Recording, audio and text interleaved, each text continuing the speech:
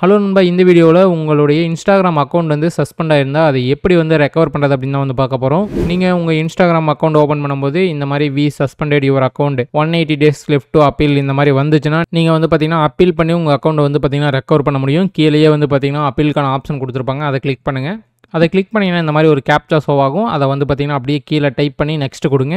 Type பண்ணி next கொடுத்ததுக்கப்புறம் உங்கள் இமெயில் அட்ரஸ் கேட்கும். இந்த இடத்துல வந்து பார்த்தீங்கன்னா நீங்கள் யூஸ் பண்ணிருக்க இமெயில் ஐடியை என்டர் பண்ணுங்கள். உங்கள் அக்கௌண்ட்டை வந்து ரிவ்யூ பண்ணிட்டு இந்த இமெயில் ஐடிக்கு வந்து பார்த்தீங்கன்னா மெயில் அனுப்புவாங்க.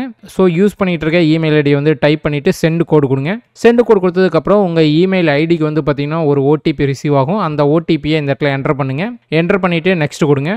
நெக்ஸ்ட் கொடுத்ததுக்கப்புறம் வந்து பார்த்தீங்கன்னா அப்லோட் யுவர் ஐடின்னு சொல்லுவோம். அதாவது உங்களுடைய டேட்டா பர்த் விசிபிள் ஆகக்கூடிய ஐடி ஏதாவது ஒன்று நீங்கள் சப்மிட் பண்ணணும். நீங்கள் உங்கள் ஆதார் கார்டு கூட சப்மிட் பண்ணலாம், இல்லை வேறு ஏதாவது டேட்டா பர்த் இருக்கக்கூடிய ஐடிஸை வந்து நீங்கள் சப்மிட் பண்ணலாம். பர்த் சர்டிஃபிகேட்டு, பாஸ்போர்ட்டு இந்த மாதிரி எது வேணால் நீங்கள் சப்மிட் பண்ணலாம். இந்த இடத்துல அப்லோட் எ ஃபோட்டோவை கிளிக் பண்ணி உங்கள் ஐடியை வந்து அப்லோட் பண்ணுங்கள். அப்லோட் பண்ணதுக்கப்புறம் கீழே சப்மிட் கொடுங்க.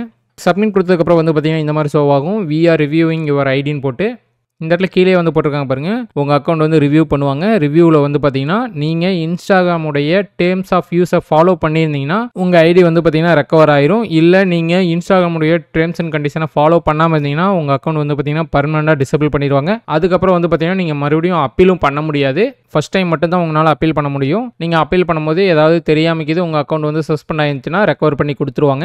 இல்லை நீங்கள் இன்ஸ்டாகிராமுடைய கைட்லைனை ஃபாலோ பண்ணாமல் ஏதாவது தப்பு பண்ணி உங்கள் அக்கௌண்ட் வந்து சஸ்பெண்ட் ஆயிருந்ததுன்னா உங்களால் வந்து பார்த்தீங்கன்னா ரெக்கவர் பண்ண முடியாது. பர்மனெண்ட்டாக உங்கள் அக்கௌண்ட் வந்து பார்த்தீங்கன்னா டிசபிள் ஆயிரும். ஸோ மேக்ஸிமம் கைட்லைனை ஃபாலோ பண்ணி யூஸ் பண்ணிங்க.